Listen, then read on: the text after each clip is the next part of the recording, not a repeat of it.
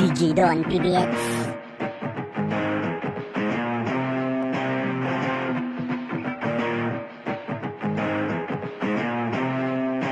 Lapis at papel, dun ko sinulat mga saloobin ko na nakakagulat. Marami ang dumaan sa akin, pinapakan aking hadikain.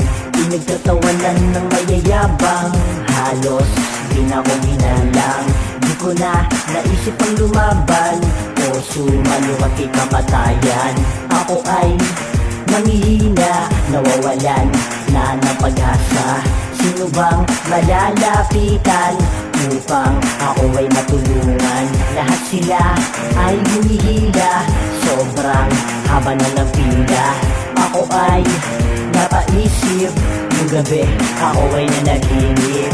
Di ko maaninag, aninong malabo ang postura. Nakatitig siya sa akin na parang may gustong sabihin. Ako ay biglang natauhan at labis hinilabutan.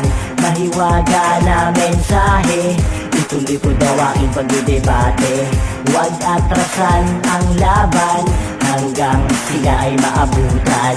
Hinawakan muli ang panulat, tinta na pula na sumusugat, at aking isinambulat mga obra na galing sa isipan. Di na ako nagtiwala sa kahit sino na kaibigan.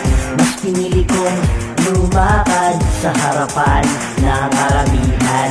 Yung iba naman ay tunay, yung iba plastic na kaibigan.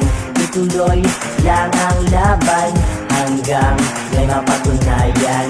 Huwag kang panghihinaan sa lalakaran kahit wala silang tiwala. Di nagpatinag sa asungot na humihila sa bangungot.